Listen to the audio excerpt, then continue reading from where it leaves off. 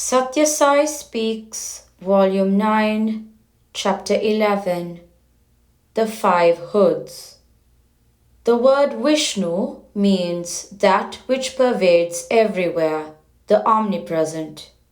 When people are told about an idol of Vishnu, they laugh and condemn it as foolish. But when we desire to drink the ambrosia that the all-pervading Vishnu is, we require a spoon, a cup or a vessel. The idol is only such a contrivance by which it is possible to consume the bliss. The cup can be of any shape or design.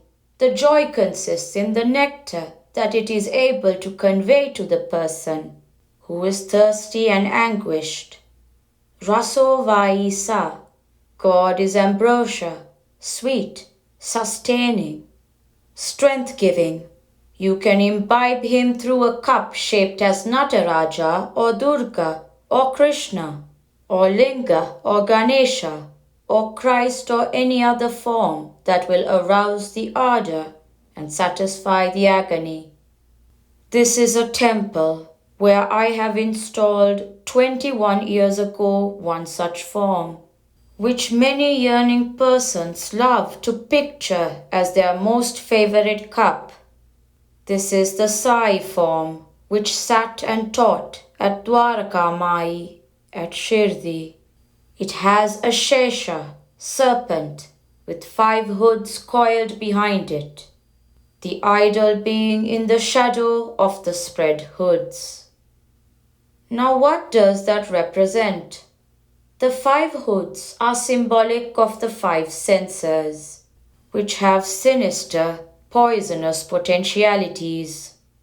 The eyes draw you away into the realm of fleshy charm and sensual beauty. The ears crave for salacious songs. The tongue overloads your digestive system with highly flavored food. The nose leads you into the jungles and laboratories in search of fragrances and scents. The sense of touch seeks softness in silk and velvet and flounders man in mire.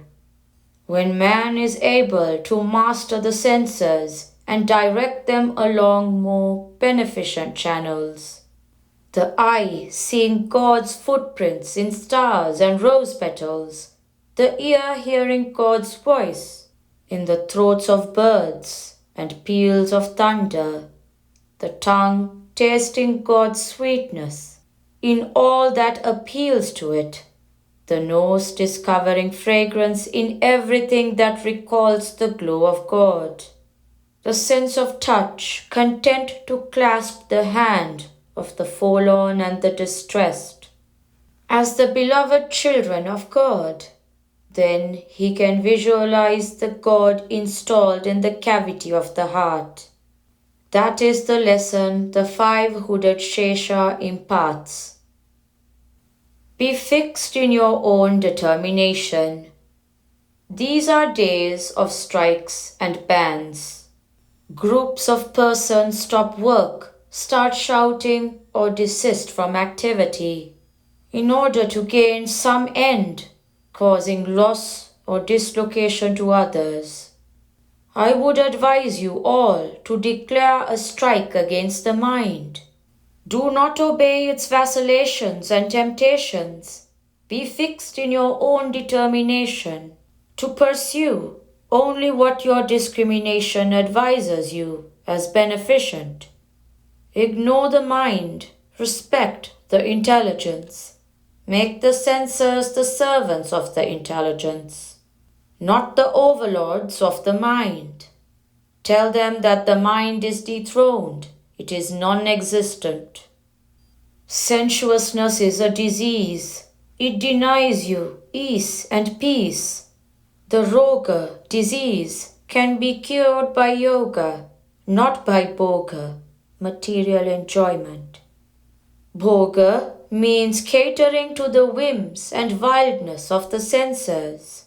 Yoga means the regulation and reform of the impulses of the mind, which runs after goals laid down by the censors. If the water is saltish, how can adding sugar make it more potable? There are other ways to make hard and brackish water harmless and tasty. God is all-pervading, but yet we have some scientists who assert, "We have searched all outer space, we have looked for him on the moon. No, he is nowhere to be found, he does not exist." They do not know what to seek and where. Still, they have the impudence to assert that it is not found. Is God an occupant of an identifiable body or form? Has he a habitation or a habiliment that is traditionally his? God is all this and more. He is in all this and beyond. He is the inner motivator of the very scientist who denies him. Man himself is God. All matter, even in the moon, is suffused with the divine presence. Remove the desires that surge in your heart. To search for God with the instruments of the laboratory is like trying to cure pain in the stomach by pouring drops into the eye.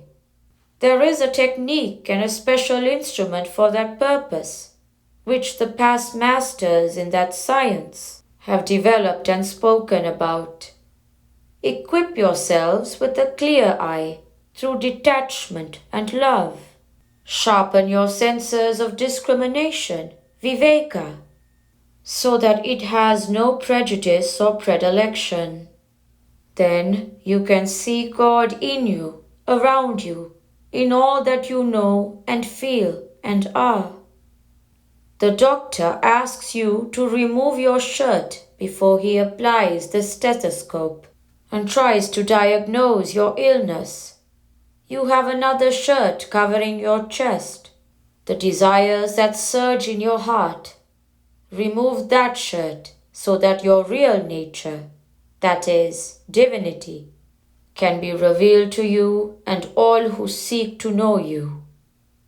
All men are caskets containing divine glory, but you love some of them as friendly, hate some others as unfriendly, and divide them into camps and companies. When a man is good to you, attribute that goodness to the godliness in him.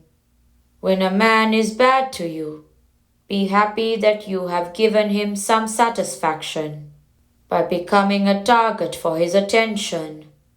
If someone harms the body, sages are unaffected because they know that they are not the body. If they try to harm the soul, sages know that it is impossible, for the soul is ever in bliss. By means of sadhana, become that type of sage unaffected by pleasure and pain, loss or gain, victory or defeat. Be a witness, a disinterested witness of all the gyrations of fortune.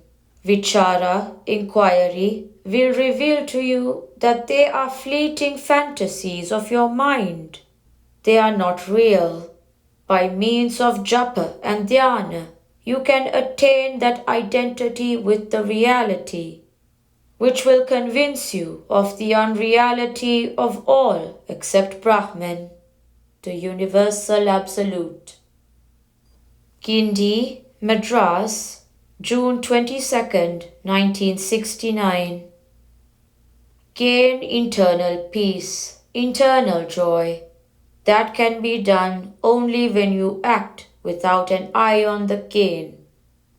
The act must be its own reward, or rather, the act must be according to the prompting of the God within, so that its consequences is left to him. Practice this attitude consistently, and you will find great peace welling within you and around you. Sri Sathya Sai Baba.